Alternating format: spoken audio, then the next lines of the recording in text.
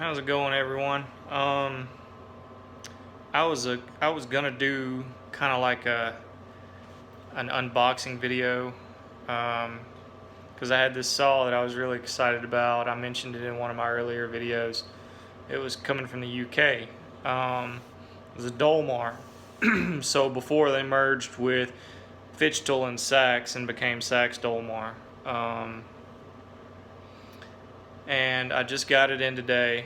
It took forever to get here. Like, the gentleman from the UK sent it, I think, November 3rd or something like that, and it's only just now getting here today. But anyway, so I got it, and I signed for it, and the box looked like crap. I picked it up, pieces rattling around inside, and that's never good. Which we had discussed how packaging, and he said he was going to take some pieces and pack them separate, which I was all for. But when I got the box, my heart sank because I've already had a saw lost in the mail once this year before. There's a John's Red 621. It's a beautiful saw. It's hard to find them in that kind of condition, and FedEx just, it and 79 other packages disappeared. But anyway, so this is the box right here. Can I not? Oh, I guess I can't swap the camera around. But this is the box.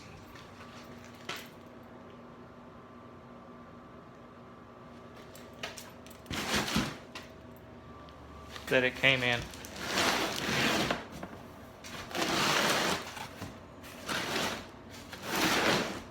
That's how bad it was messed up. This thing, it had a bar that was supposed to come with it. Guess what? No. It was lost.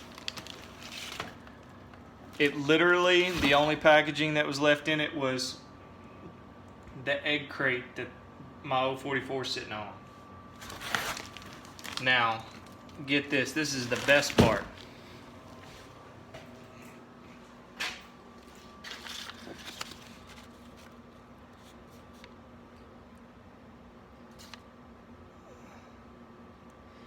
It says, "Dear Postal customer, the enclosed was found loose in the mails or has been damaged in the handling through foreign postal administration or in the U.S. Postal Service, whichever is applicable to the enclosed. We realize your mail is important to you and you have every right to expect it to be delivered intact in good condition. The Postal Service makes every effort to properly handle the mail entrusted to it, but due to the large volume and machine malfunctions, occasional damage may occur. We are constantly striving to improve our processing methods to assure that an occurrence such as the enclosed can be eliminated. We appreciate your concern over the handling of your mail and sincerely regret the inconvenience you have experienced." So this was inside the package. And just to make sure that, since the box was in such bad shape, that it made it, and I noticed it, they taped it to the front of the box too. Now, I don't know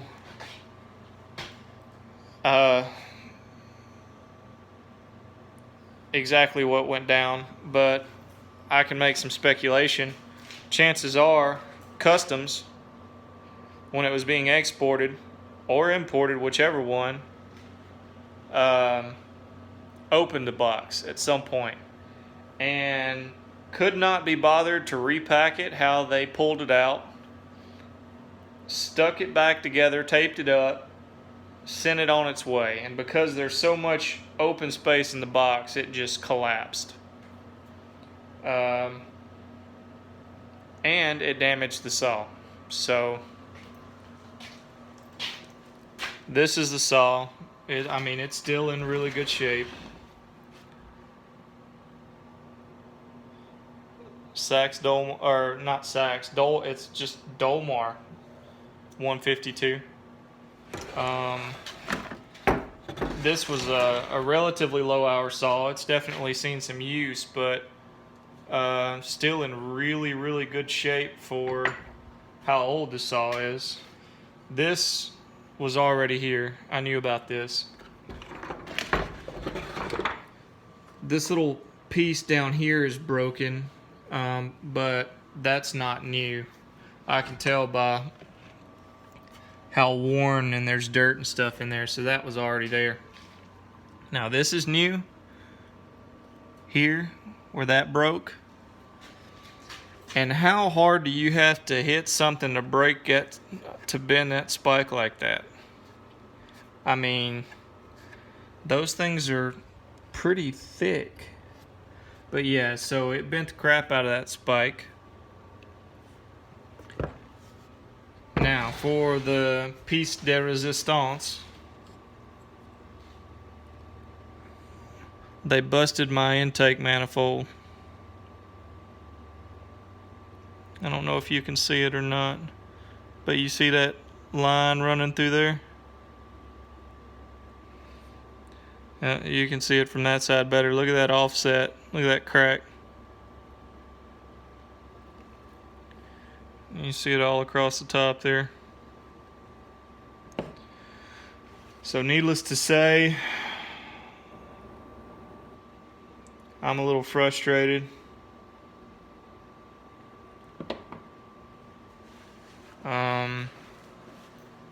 You know, it is what it is. I can't do anything about it. The gentleman that sent the saw has, he said he insured it for what I paid him for it. So since, I mean, this to me, this piece of paper is an admission of guilt from the U.S. Postal Service that it was damaged in transport, and he insured it. So, in my opinion, I feel like he should be able to file a claim, not get any pushback from it, and be able to, we should be able to get some money back. But since you can't replace these parts, just go out and buy new parts. You know, I'm not exactly sure how much money he's going to be able to get me back, since I'm out the money. He's already been paid, so you know, we'll see. Seems like there's some stuff, some parts floating around. You know, I'm pretty sure the Sax Dolmar 153 parts are mostly interchangeable with these, and you know, there's some parts for the 153 floating around out there. So we'll see if we can't get it put back together. I got this bar the other day. Ugh, this fluorescent lighting sucks. But this is the bar that's going to go on it.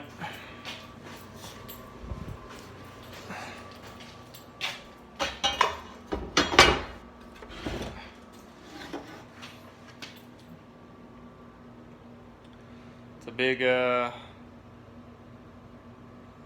hard nose bar. Let's see.